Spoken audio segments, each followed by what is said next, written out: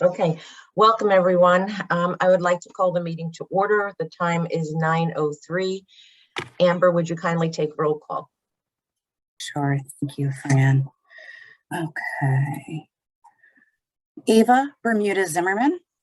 Present. Isha Canada. Here. I think I'm too far back. Has Isha joined us yet? Not yet. No. Okay. Adrienne Cochran. Here. Okay. Marie Cole Johnson. I don't believe Britt Marie has joined us yet. Gerald Dudzinski. Present. Michelle Gilman. Present. Sheila Hummel. Present.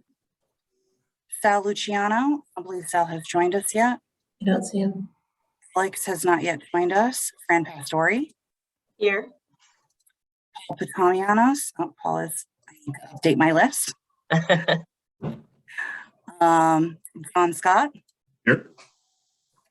Michael Soltis. Here. Molly Weston Williamson. Here. Holly Williams. Here. Justin Zartman. Present. Thank you, Fran. We have a quorum. Thank you, Amber. I'd like to acknowledge members of the public and welcome to Senator Kushner. Thank you for joining us today. And I'd also like to welcome Holly to the board. Thank you, Holly, for joining us Thank you so much. Happy to be here. and taking on the role. Thank you. So I'd like to ask everyone if they've reviewed the minutes, and I'd like to get an approval. The minutes of March 10th. I'll move to approve. Thank you. A second? Second. All in favor? Aye. Aye. Aye. Any opposed?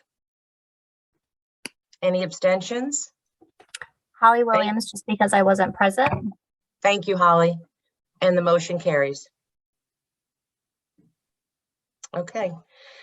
So we will need to take a vote on the resolution temporarily delegating the CEO's signature and contract authority to the General Counsel and Chief Operating Officer, Aaron Shaquette.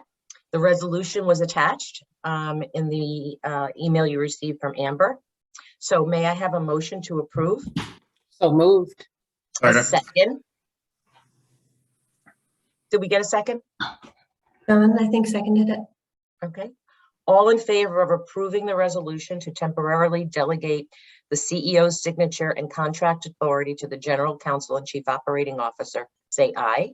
Aye. Aye. Any opposed? Any abstentions? Thank you. The motion carries. Okay, Erin is going to provide us with an update regarding policies posted on the February 22nd, 2022 Connecticut Law Journal for public comment. Erin, would you kindly provide those updates published in the Connecticut Law Journal? Thank you. Thank you, Madam Chair. So in February, the board authorized the staff to post two policies. The first were the revisions to the consolidated policies that we adopted last fall. And then the second was a policy for CTP leave authority staff, sort of underscoring the confidentiality of the data that we have access to and making it explicit that we can only access such data and use such data for specific approved business purposes. Both policies were posted. We received some requests for copies, but we received no comments. So we have no recommended edits to make to either of those policies and would appreciate the board adopting them. Be happy to answer any questions. Aaron, I do have one question. I apologize that I haven't had a chance to get to it sooner than today, but in the policy guidelines, under employees must not, it says give passwords to anyone without the express written permission from the department head. Just from an integrity perspective, that caught me off guard. Typically, we're told never to give your password to anybody, even a department head. That kind of violates all rules around technology and the accessibility to this important information. So I was just wondering if you can express why that's stated in such fashion. Yes, I can explain that. And you're right, we don't want people to share passwords, but on occasion it is necessary for IT to have access to our passwords if we can't get into our into the various databases. So if we have an absolute prohibition against sharing passwords, then IT can't help us. So that's why we have that one exception.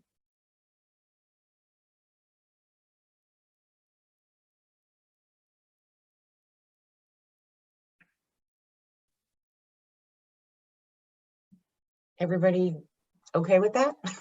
Daryl?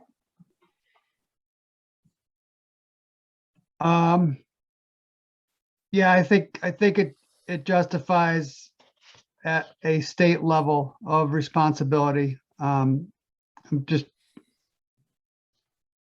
remembering my federal responsibilities as well, and this is not a federal program, so I think that would suffice. And the bottom line is the IT staff will have access to passwords. So I'm confident that this won't be shared. So thank you. Thank you. I do see Thank Ava you. hand. Ava, Just your hand up, just yeah. to continue that train of thought, does that necessarily mean that the person will be providing their password from the moment they start that position to IT staff? Or does, No, it's really on a as needed basis. We would only, we would use sort of good security hygiene, but we do recognize that it is on occasion necessary to share. So we would only do it on an as needed basis. And usually what happens is then you change your password. Yeah. Ava, there'll be time, the technologist database administrator of the organization should have access to this confidential information when needed, i.e. a password. It's not encrypted so that at least it shouldn't be encrypted so that a database administrator whose role is to have that authority. So to me, it seems like it's not needed as a point because it's available, but it's just an emergency situation is what I'm hearing. When all else fails, it's an opportunity through the department head to exercise caution in performing that. And then you reset the password, and then the user would go in and reset it once again using their own credentials for a new password. Correct. Okay, so we can move on. May I have a motion to adopt the revised consolidated policies? So moved. Second. Second. Thank you. All in favor? Aye. Aye. Aye. Opposed? Any opposed? Any abstentions? Okay, the motion carries. Thanks, everyone. Thank you, Erin. Sorry, do we need a separate motion on the confidentiality policy? Yes, We and are. that's We're coming doing next. that next. Oh, sorry, got it. Thank you. Thanks, Molly. Okay, so may I have a motion to adopt the confidentiality policy? So moved. Second. All in favor? Aye. Aye. Any, Aye. any abstentions? All right, the motion carries. Thank you. Okay, item 7. Michael, will you lead us in a discussion regarding the proposed policies? Absolutely. Thank you. And good morning, everybody. I believe Amber has shared with everyone the language of 2 updated policy documents. But for today's discussion, I'd like to, if possible, just kind of talk about it at a higher level. So can everyone see my screen? Yes, we can. Excellent. So there's 2 recommended policies that we have for the board this month. The first one is related to concurrent benefits that are being received at the same time that they're requesting paid leave compensation. The statute says that no covered employee can receive compensation under the paid leave program concurrently with any other state or federal program that provides wage replacement. We had previously carved out an exception for benefits that were being received due to the person's role as a dependent or beneficiary of another person receiving wage replacement benefits. And I may refer to like Social Security a couple times. This applies to more than that, but that's just the most obvious example. So if someone's a dependent of someone receiving Social Security benefits, and they themselves also are working and need paid leave, their status as a dependent of someone, and just because they happen to get money from the program that way, wouldn't be considered concurrent wage replacement. So that's an exception we already have. The proposed recommendation for new policy is to have an additional exception, and this would be for individuals who are receiving benefits under one of these programs like Social Security and working in Connecticut and contributing towards the program in Connecticut and participating as an employee in Connecticut, and then they happen to have a need for leave, and they request paid leave benefits. We wanted to avoid a situation where that person was a covered employee, either they're contributing themselves or their employer was contributing on their behalf, and they can't ever collect benefits because they have this other benefit they're receiving for some unrelated condition or unrelated employment. So we felt it was kind of necessary to recommend another exception for that scenario. So the law loves three-part tests, so we adopted a three-part test for this situation, essentially trying to make it clear that the receipt of those federal or state program benefits is not related to the same reason why you're requesting paid leave from us. Essentially, it's far enough distance in time that you were receiving it while working, and that it was continuous and not connected to the actual leave event that's requesting benefits from the paid leave program. That's kind of trying to capture that in a objective test that we can apply when we receive a request.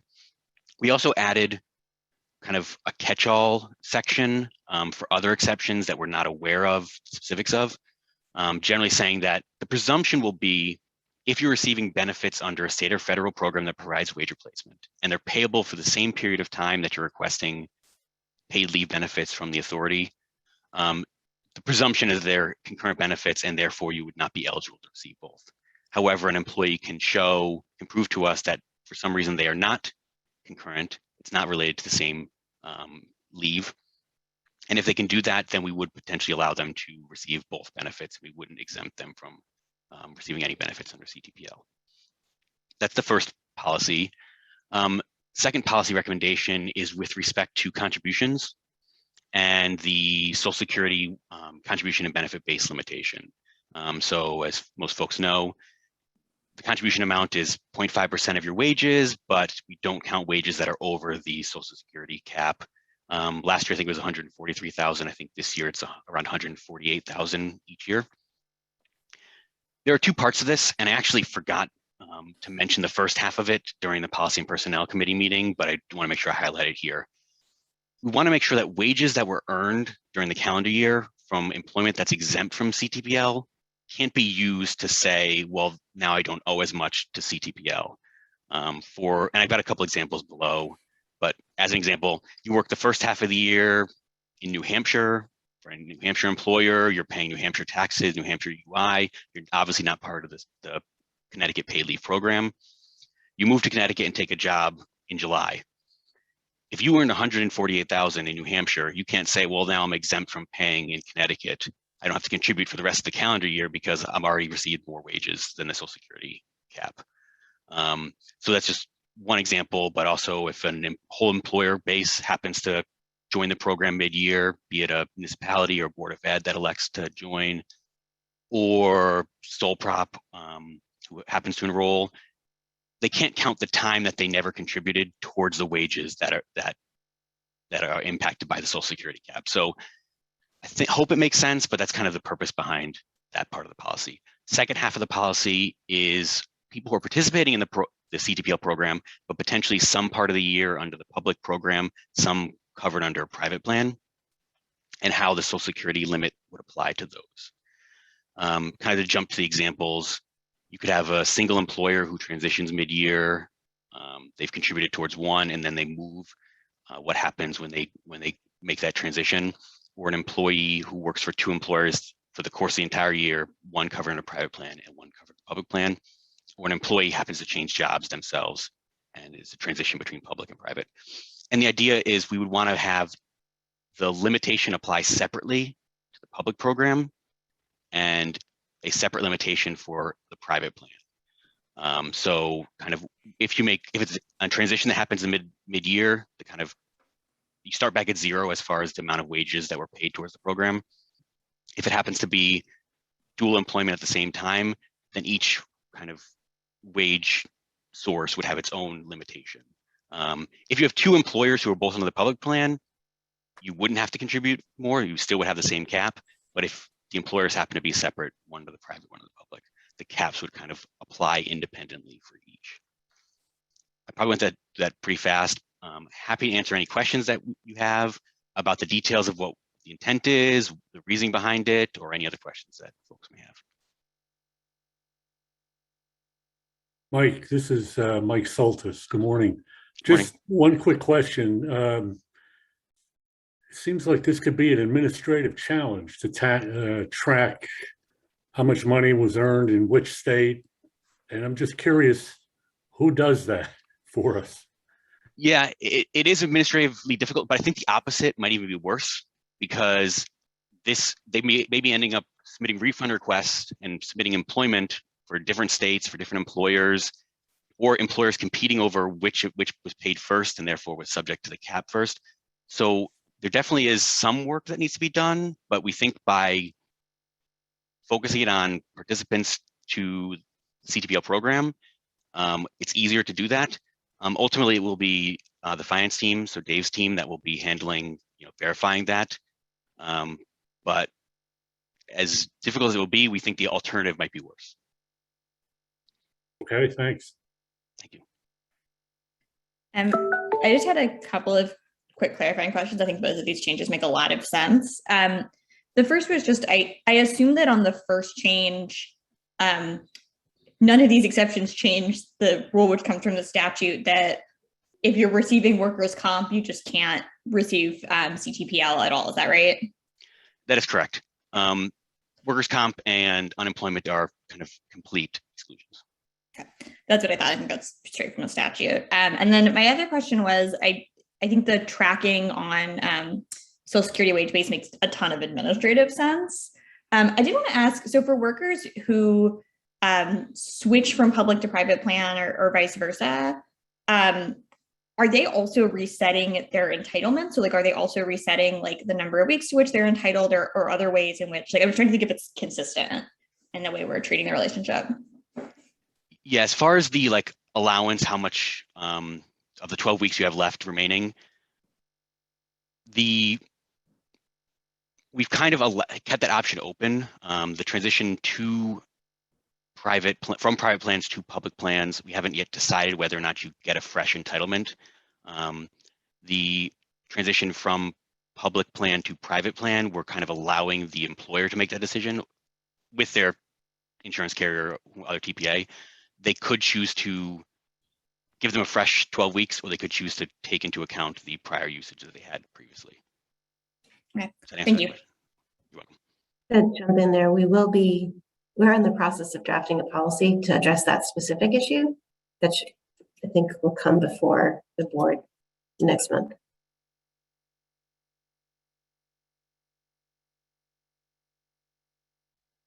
Okay, I think that concludes our discussion. So may I have a motion to authorize the staff to post the policies that Michael described in the Connecticut Law Journal for public comment? So moved. Second? Second. Thank you. All in favor? Aye. Aye. Any opposed? Any abstentions? Okay, the motion carries. Thank you so much, everyone. Fran, if I may, I'd just like to note that Representative Porter has joined us. Oh, great. Welcome, Representative Porter. Thank you for joining us. Morning, thank you. Okay, item number 9 on the agenda, the Claims Administration update. John, would you kindly provide an update? Sure. Good morning, everybody. Just going to share my screen here.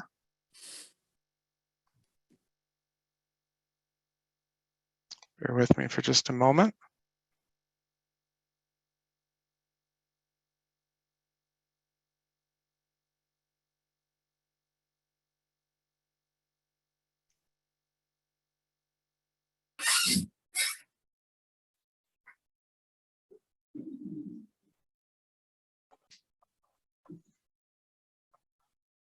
We can see your screen, John.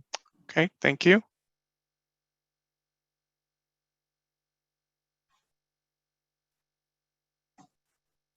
Okay. So claims this month, let me just get into the data here. So claims filed as of 4/11, totaling almost 32,000 claims. And we've got the claims statistics for intake from December through April here. December at 5,200, January with the COVID spike at 9,650, February at 6,883, March at 7,722, and so far into April, 2,531, totaling almost 32,000. And then we have claims by reason. By far, the largest percentage here is the employee's own illness or injury. And you can see the monthly numbers here, as well as the total of about 16,000 claims. So that's representative of almost half of the intake at this point. Pregnancy and childbirth and bonding are closely following those two, with totals of 5,571 and 6,095. And then care for a family member follows that as well. And you can see some of the other reasons here in this other table, which are substantially lower number types of claims and significantly less in terms of the numbers of claims in both adoption, foster care, organ donation, military leave, and also the personal protected leave.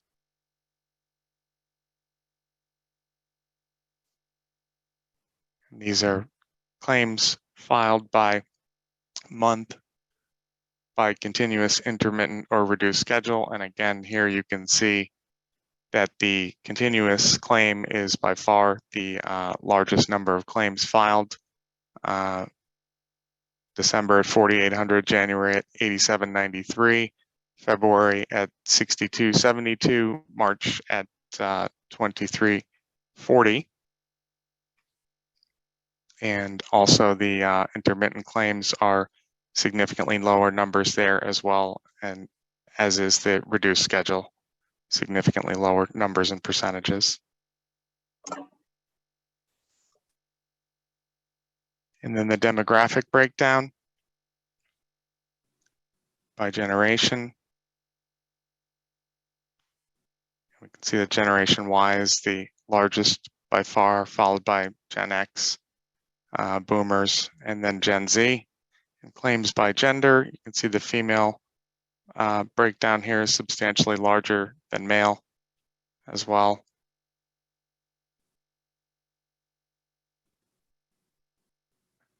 John, can I ask you to just remind us about the Gen X, Y, and Z? The age groups. Sure, the age brackets there, and I apologize, I intended to separate those out as well. If you'll bear with me for a moment, I can give you some info on that. Let me just back up a slide here.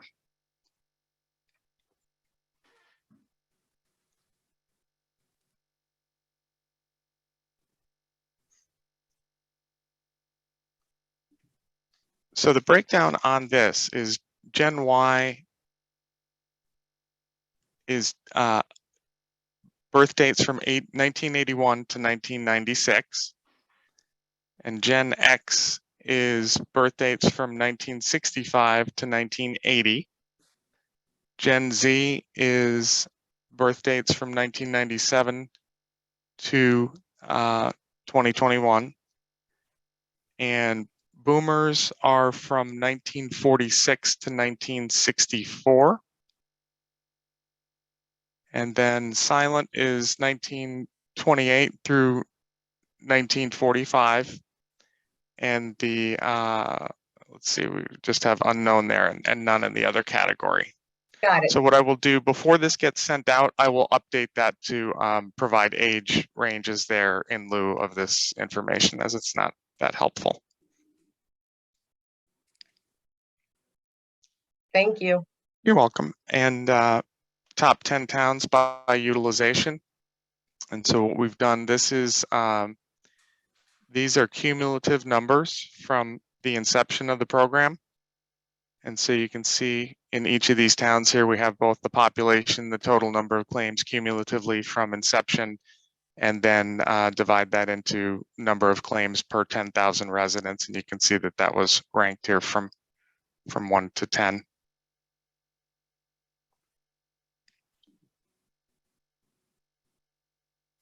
Okay, and approved to date by leave reason and percentages here. So employee-owned illness is the primary here at about 43.5%, followed by bonding at almost 29%, pregnancy at about 17.5%, and care of a family member, and then the other items that are there are substantially lower numbers of claims. And then some customer care center statistics for the Aflac call center. And you can see the service level answered in 30 seconds and the other associated statistics here: handle time, abandonment rate, very low, average hold time, relatively low, average talk time, and average after call work time as well.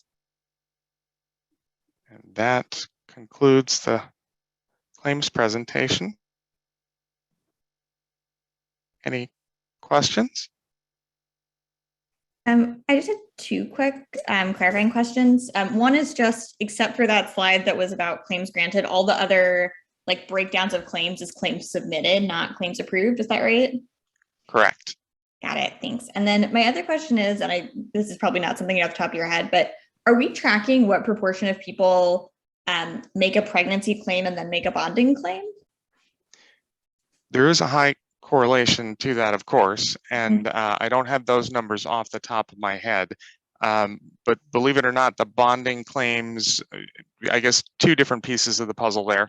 If you look at the pregnancy claims, there's going to be that very high correlation to bonding, but then there's also the spousal or partner claim that could be filed as well. So the bonding claims are actually slightly higher than the pregnancy claims. And in addition to that, we also have folks that are filing this year for bonding claims when the birth occurred the prior year. So that's kind of skewing those bonding numbers up a little bit more. And we could certainly track that and provide some more information to you with regard to the individual person that has a child and correlate those numbers directly if you'd like to see that in the future as well. That would be super helpful. Thank you. Sure. Just to jump into that, we're also working on some materials to help people understand the differences between pregnancy, bonding, and when caregiver is available, because there are 5 potential roles in 3 different periods of time, and you can mix and match. So we're working on trying to make that a little bit easier for people. Any other questions? Thank you, John. You're welcome. I see Ava's hand is up. Did I miss the amount of time it takes to approve the claim? Those are not currently statistics that we have in the presentation. The number of days for approval is based on when all the documents also get into the file, and kind of the clock is ticking from that point. Okay, I've gotten calls from some of our union members. I think in total between 3 different unions, about 20 plus people, most of them Spanish people, saying that it's been taking more than a month. So I'm not sure how we're tracking that, but yes. I would love to maybe in the next meeting have a conversation about that. Certainly.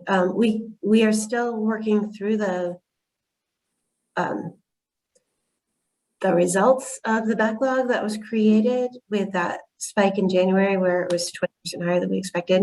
So we are still working through the last of the backlog. So there are some claims that are taking longer than we wanted. We're still averaging between 10 and 15 business days from the date the file is completed. And so which is longer than we want, but what we have learned is people are thinking that it's 10 to 15 days from the day they start their claim, as opposed to 10 to 15 days from the date the documents are submitted. And so we're trying to adjust expectations around that, because we can't, eligibility aside, we really can't approve a claim until all the documents are in. So we're simultaneously working to reduce the backlog so we can speed up the time frame for approvals, but also adjust expectations so that our applicants know that the time starts once all the documents are in. I think that as we get that message out, it helps a little bit with the frustration. But we can kind of plan for more metrics for you for the next month. Would it also be possible, for the sake of having clear metrics, to know the amount of time it takes for a person to get to us? So let's say for I guess a daily scenario of someone who might need paid family leave, they already applied for FMLA, they were going through that process, they're months in, or they're not, right? Or they're not, and then they come to us because they realize that this is an option. Are we gathering any information on that? Are we asking them directly, where you are in the process with your FMLA and how long before you came to us? Is that ever being asked? Not specifically, and John, jump in when I go astray, but we do ask about obviously timeframes for when you're out on leave, and are you applying in advance or are you already out on leave? And so we do know that piece of it, but we don't other than kind of making sure people understand that we're not the job protection and that they need to talk to their employer about the job protection. We haven't been saying, okay, and also where are you in getting your job protection? For a couple of reasons. One, we don't want to confuse the issue, and two, we want to keep our claims people focused on our part of it so that they can process more claims more quickly. But I think the majority of people who file claims with us are already on leave. And so that may be that they are getting some income replacement from their employer. And so they've got that time before they apply for us, or they've learned after the fact from their employer to apply for us. And lastly, for analytics, I think it's also would be helpful to have from the moment the applicant was approved on behalf of paid family leave and then was paid out. I think that would also be helpful to know. Is it taking 2 weeks, 3 weeks to pay out after they're actually approved? Sure, although absolutely, but we can tell you that we are paying on a weekly basis. And if there's any sort of arrears, we pay those so that they don't have to say the leave started 3 weeks ago and whatever, March 25th, and we approve today, we'll give you those 3 weeks of benefits right away. We're not making you wait 1 week at a time, but we can keep track of that for you.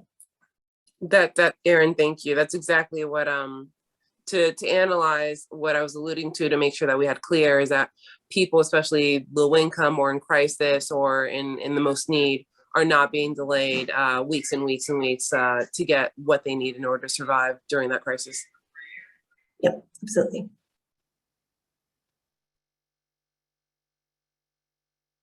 You see Michelle's hand is up. Good morning. Good morning, everyone. And thank you so much for this report this morning. I just, one observation and then a question. Just when I look at the continued statistics, just seeing, behind each claim is an individual, and just the difference that this program continues to make across the state is clear. And so I continue to keep that in mind as well. So while our legislative colleagues and other advocates are on the meeting here, I think it's important, an important moment to mark that each month the claims continue to grow, and that continues to be an impact on our families across the state. So thank you for your work on this. One question on the statistics around customer care. Does the vendor also track, and this may be, my lack of knowledge around the customer service functions, but do we track, or do they have the ability to provide service online as well? Understanding that there are certain security protocols around that, but for those that can communicate by email or communicate, through a chat system, that may be something we want to track as well, recognizing that oftentimes online transactions versus the phone transactions may be something that we could add into the metrics. So there is a messaging function that is used between claimants and the vendor and case managers, and we could certainly look at any tracking that's available from them in that respect. It's almost used more as an email type message rather than an instant message because of the workflow involved and the decisioning process for those case managers. But that is something that is in place, and there is direct two-way communication. Great, thank you. Sorry, the majority of our cases are actually filed or initiated online. About 70% almost. Okay. Thank you. You're welcome. I think Daryl has his hand up. Thank you, Fran. I just want to elaborate a little bit on Ava's points and also prior discussions in our board meeting in March and committee meetings over the past couple of months. We have been looking at the claim activity, and we also recognize that this is a public-facing insurance program, and it is vulnerable to criminal activity. We have reviewed a lot of concepts from the very inception of the authority, and we do know that there's been some level of that type of activity. So in respect to the ongoing review and investigations by the authority with the vendor AFLAC, I'm not reiterating a lot of the questions from before. I just want to state that we, as a board, we do need to know the claims coming in, the approval, denial ratios, and I think to Ava's point, it's nice to look at, it is important, not nice, it's important to look at the claims that are being denied and to determine if there's an equity and disparities concern, language barriers and so forth. That's what you do in an public-facing insurance program to make it the best insurance program available, especially from our state of Connecticut. Also, it's important to look at the denials and understand the process in which a denial was made. There's the effort that the authority takes in such review. There's an appeal process by law that is managed, and the role is with the Connecticut Department of Labor. And I only stated there is it's a very, very small appeal percentage. It's minute. And so it's something that we do need to look at a little bit closer to understand the due process and making sure that the appeal rights are known. Understanding also that the COVID spike in January, as Aaron alluded to, may have been cut and dry, so to speak, and it was very transparent, but nonetheless, it's something we should look at for appeals. As the Department of Labor being responsible, want to make sure that that process of appeal is as effective and efficient as possible as we grow this insurance program. So I think there's a lot more to come. Ava, you raised important questions, and I know we all have questions that need answers, but respect to the criminal activity, I just want to state that once again. And we know that Aaron and Andrea need some time, and we do respect it. So thank you for allowing me to do a recap from my perspective.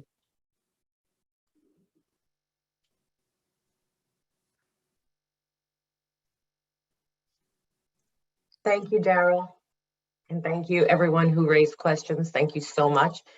Are there any other comments or questions? Yes. I just want to go on record with respect to the claims process that my husband has put in a paid leave claim, and I have nothing but compliments for the process. 100% of the delays for the time period it took for us from start to finish was other people, getting the employer to return the paperwork, getting the doctors to return the paperwork. Otherwise, I found the AFLAC people to be extraordinarily responsive, almost over the top. They kept calling us, where's the paperwork, how things going, can we help, that type of thing. So I found the process to be very efficient, and I found AFLAC to be very helpful and responsive. And I think the process is overall a good experience for people. So I'd be curious to know what the delays are that other people are experiencing, and I'm wondering if it's just a paperwork issue that we have no control over. Thanks, John.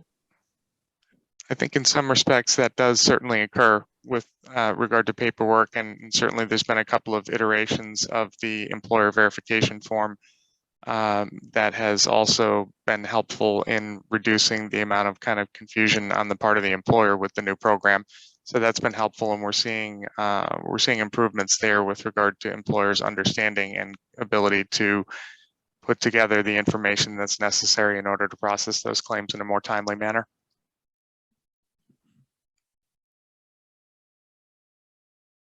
Okay. Okay, thank you. Is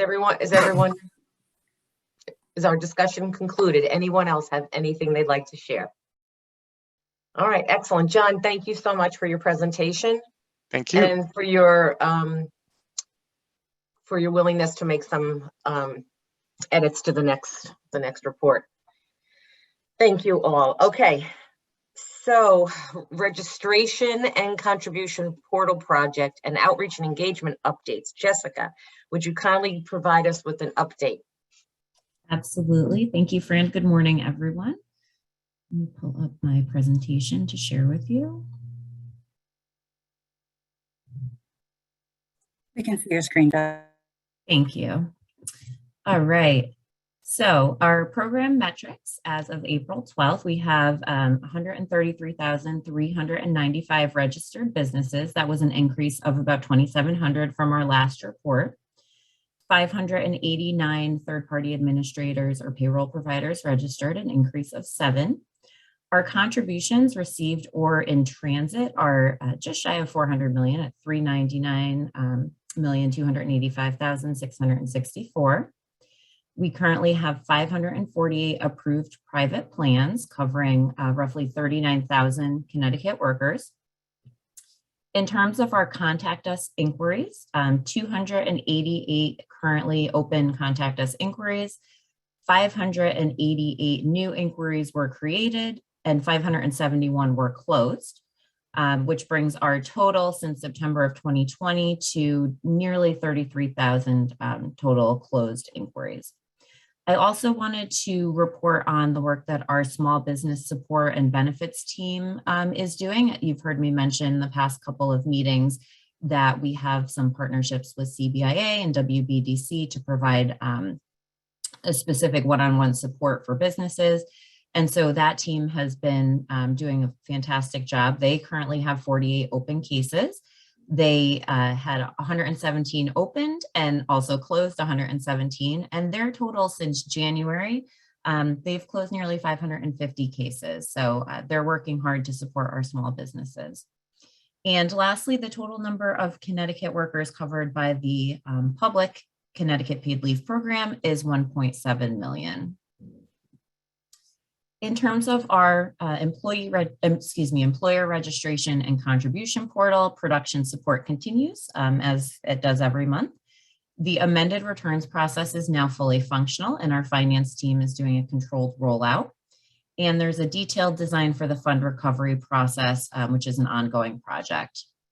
On the benefit and claims administration front, we are beginning to integrate the AFLAC claim and payment data into our own CT paid leave platform. And AFLAC is going live with wage garnishment for child support coordination with the Department of Social Services. Moving on to the outreach and engagement updates. As we just completed the first quarter, I wanted to show not only the 3-month totals, but also give you a snapshot of the January through March time period in full for our website visits. You can see that with all of the metrics, total users, new users, sessions, and page views, we had a spike in January, not unexpected given that that was when the program went live, and we sort of leveled out in February and have remained at that level in March. For the 3-month period, we had 253,000 users to our website. 70% of those were brand new users and 30% were returning. That totaled 609,000 sessions and 2.1 million page views. So each session, each person was looking at about 3.4 pages, and they were spending about 3.5 minutes on our site. In terms of media coverage, in terms of media coverage since we last met, we have had 2 new pieces published. The Connecticut Mirror published a op-ed written by Tiffany Donaldson, the CEO of the Connecticut Health Foundation, on how Connecticut paid leave can help address health disparities. And we also had a op-ed by Andrea that was published in Blavity.com on the intersection of the racial wealth gap and paid family and medical leave.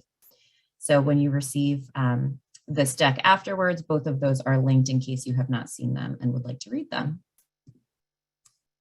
In terms of some of our other campaigns, again, I wanted to give you sort of a 3-month overview of what's been going on. So our Google campaigns delivered 2.3 million impressions over the past 3 months and drove a total of 28,281 users to our website. That resulted in over 58,000 sessions and nearly 50,000 clicks. Facebook delivered 679,000 impressions, LinkedIn 194,000, and our email newsletter, we had, I'm so sorry, I keep trying to move our boxes and then I keep advancing the slides accidentally. 218,000 impressions. You can see our open rates were very impressive. The average open rate was about 35%. So people are interested in what we are sending out and they are opening those emails and engaging with them. And then in terms of upcoming events and webinars, we have a number of webinars coming up over the next couple of weeks. CSEA on the 21st for their transportation employees who are already enrolled in the program. Another CSEA on 4/25, which will be for municipal and Board of Ed employees who are not enrolled in the program and are interested in finding out more about it. And then we will be doing a presentation for the Hospital of Central Connecticut and Midstate Medical Center, specifically for their caseworkers and social workers. We will have our second Connecticut paid leave sort of open forum office hours on May 2nd. We had our first one about 2 weeks ago and was met with great feedback from people who just appreciated the opportunity to come and ask their questions and, you know, basically just get a little bit more information about the program in that casual setting. On 5/10, we'll have a UAW webinar. And then our first in-person event, nope, actually that's not true. We had an in-person event last week at the YWCA luncheon. Our second in-person event of this year, 5/14 to 5/15, we'll be down at the Women's Health and Better Living Expo in Bridgeport. An update on the Paid Leave podcast. You've heard Nancy talk about it in the past. She's been doing an exceptional job with it. The new episodes that were released, our board member Adrienne Cochran was a guest on the 314 podcast. Lieutenant Governor Susan Beisowitz was on the 328 podcast. And then on Monday, Nancy released the podcast related to domestic violence, in which she had the director of the Connecticut Aaron, you might need to help me, CADDV, I believe is the acronym, and actually had a survivor of domestic violence on to share her story. So if it was very powerful, if you have a chance to listen to it, please do. And we're up to just shy of 500 downloads in a 2-month period, which is great. People are finding the podcast, listening to it, sharing it. So we're really happy about that. That concludes my presentation, and I am happy to answer any questions anyone might have.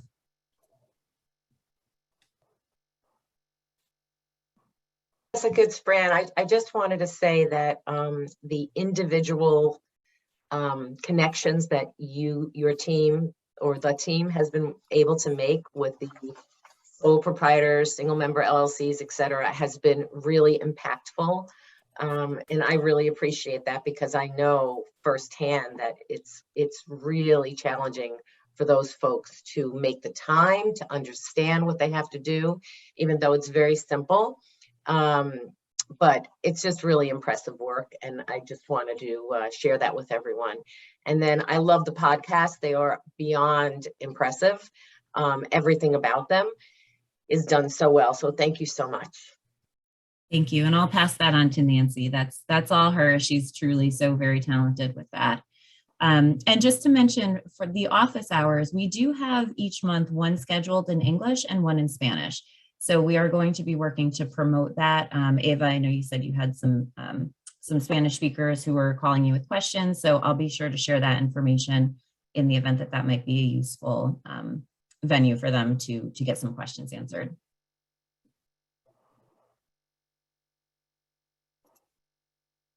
That's all from me. Thank you. Okay, wonderful. Wonderful. Thank you.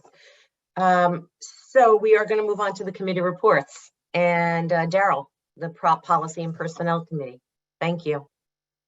Thank you, Fran. The PPC met this month and discussed the policies that Aaron and Michael covered. Excuse me, the Policy and Personnel Committee also received an update from Aaron and Michael on the development of the private plan audit procedures. We went through that, and thank you. That's my update. Thank you. All right, Molly. I can be extra speedy because Jessica, I think, just covered it. So the committee did meet. We heard a lot from Jessica about all of these great reports. I will say anyone who hasn't read Andrea's Blavity op-ed totally should, because it's, I think, really the leading piece on the topic in the field and makes a really important point. That's impressive. Thank you, Molly. Yeah, so I want to highlight that. But other than that, unless folks have any questions for Jessica, I don't think we need any more discussion here. Thank you. Great report, Jessica. We're going to turn it over to Holly. Thank you, Fran. I'm actually going to turn it directly over to Dave. Thank you, Holly. And again, welcome aboard. Happy to have you. And good morning, everybody. We're going to go over the financial results for the month of February. Going to share my screen. We can see your screen, Dave. Thank you, Amber. Appreciate that. Okay. So for the month of February, the authority spent $1.2 million.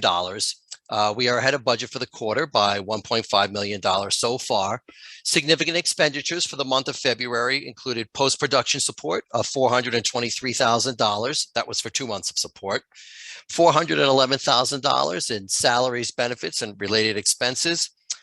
$304,000 for licenses, including our annual Salesforce license, and $125,000 for our contact center expense. Cumulatively to date, the authority has spent $22.2 million, $9.1 million in the current fiscal year. Again, significant expenditures to date include $8.9 million on the employee contribution system, $5.2 million for salaries, benefits, and taxes, $2.1 for the claims and benefits system, $2.2 on post-production support, and $2.1 million for our support teams. Regarding bond funds, we still have $12.2 million allocated. We've spent almost $10.5 million so far. Another $600,000 is planned to be spent or earmarked for future spends. So that totals about $11 million. And we'll have about $1.1 million left of a remaining balance. Regarding contribution activity for the month of February, we received almost $1.3 million of contributions. We paid out almost over $11.5 million in benefit payments. There was, you'll see, we normally make a seed repayment. We had coded that to March 1st instead of February 28th. So you'll see 2 of those for March. It's just a date issue. There's nothing late or anything like that. Seed repayment has to be paid by October 2022, and it's up to the authority when to pay it. So no issues there. As far as contribution activity, through the month of February, we have received $395 million of contributions through February, and we've paid out $32.8 million in benefit payments. That does include the $20 million deposit we had to put in the account as a deposit to AFLAC for them to make benefit payments. We are ahead of budget in terms of contributions and benefit payments so far. So we're in a decent position there. Going to give everybody a preview of the month of March. For March, we had spent about $720,000 for operational expenses. Again, typical categories: $440,000 for salaries, benefits, and taxes, $125,000 for the contact center, and $136,000 for the outreach efforts that Jess discussed previously. $23 million in benefit payments were made during the month of March, and $1.9 million for administration fee, which has been the typical run rate to AFLAC so far. And we also spent about another $163,000 in bond payments for continued work on the employee contribution system and the benefit claim system. In terms of where we think we'll be by the end of the year, we do continue to expect to be ahead of our $15.1 million budget by about $1.7 million. And major categories of why we're ahead of budget continue to be better than budget for grievance adjudication, for staffing expenses, and for temp expenses. As far as where we expect to be in terms of contributions, we think we'll be around $412 million by June 30, 2022, the end of our fiscal year. As for now, we are still, for projection purposes, still using the actuarial number of $250 million for benefits paid by June 30. We have made benefit payments for almost 3 months now, but still very early in the process. So we're relying on that number for now. But by the end of June, we believe we'll have about $233 million in the fund. That is our financial presentation. Does anybody have any questions? I just had a super quick question. The $250 million approximate expected benefits payments, is that for the fiscal year or for the calendar year? That's for the fiscal year. So it's for essentially sort of like a half calendar year? Right. Yes, correct. Yes. Got it. Thank you. Okay. We embedded, and in that number is expected a high utilization rate in the early months of the program, as we expect a lot of demand to be happening in the early part, and then it tapers off. Any other questions? That was great, Dave. Thank you very much. You're welcome. Thank you. All right, we're moving right along. Is there any new business that anyone would like to discuss? Okay, if there is no new business, we are going to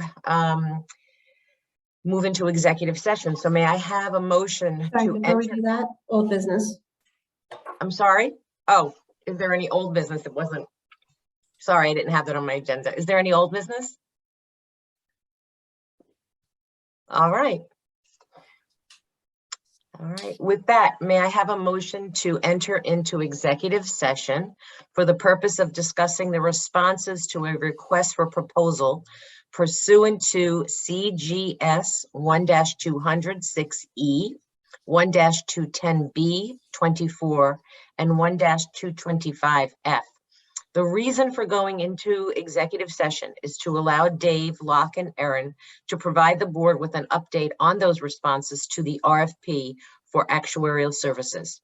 Executive session is necessary because the public interest in the disclosure of such responses, record or file, is outweighed by the public interest in the confidentiality of such responses, record or file. As part of the motion, we invite Erin, Dave, and Locke to join us in executive session. Do I have a motion? So moved. Motion to enter into executive session. Thank you. Who will second? Second. Okay, all in favor? We need an affirmative vote of 2/3 of the voting members present. So aye for one. Aye. Aye. Aye. Aye. Aye. Okay, any opposed? All in favor say aye. Any opposed? Any abstentions? And okay, thank you. The motion carries. So everyone that should be on this call has a link. So we're going to get off this call, go into the other link, and then get back on this call. Thank you. Amber, will you put up the slide saying that, okay? This will remain in recording, so this meeting stays live while the rest of us go into the other one. Thank you.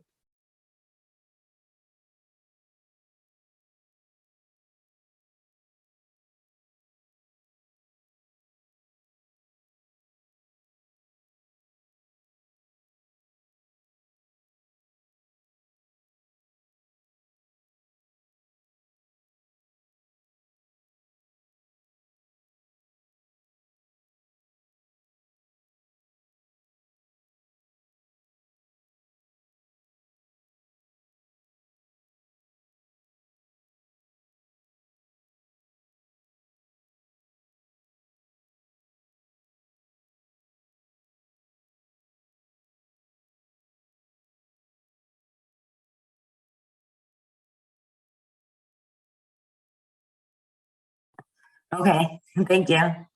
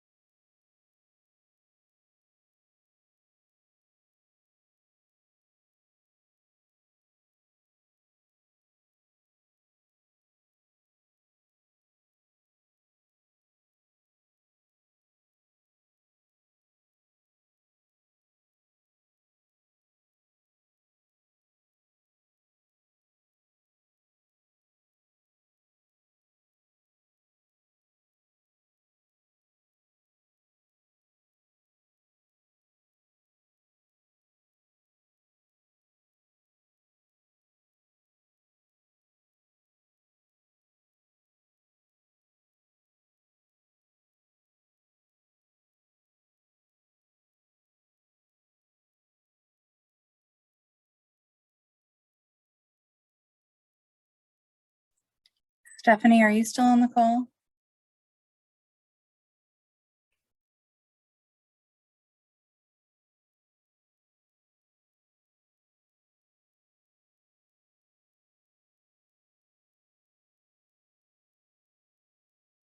Jessica. Everyone. Welcome back.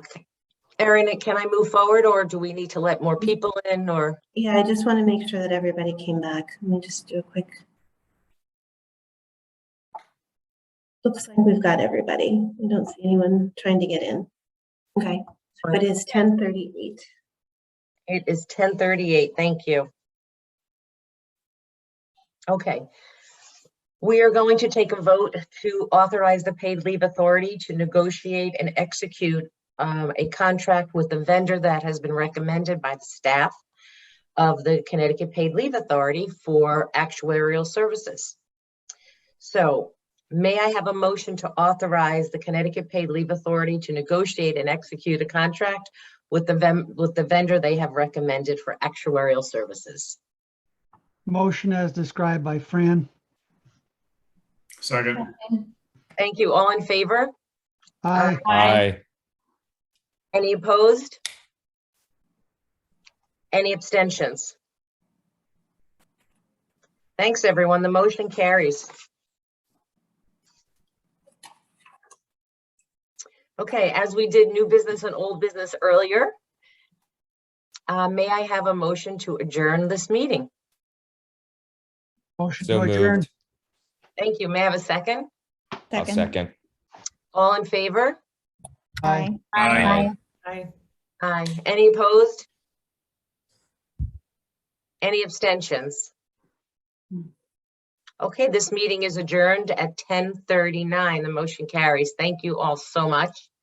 Bye, everybody. Thank you, everyone. Wonderful holiday, everyone. Wonderful holiday weekend. Thank you. Thank you, everybody. Goodbye.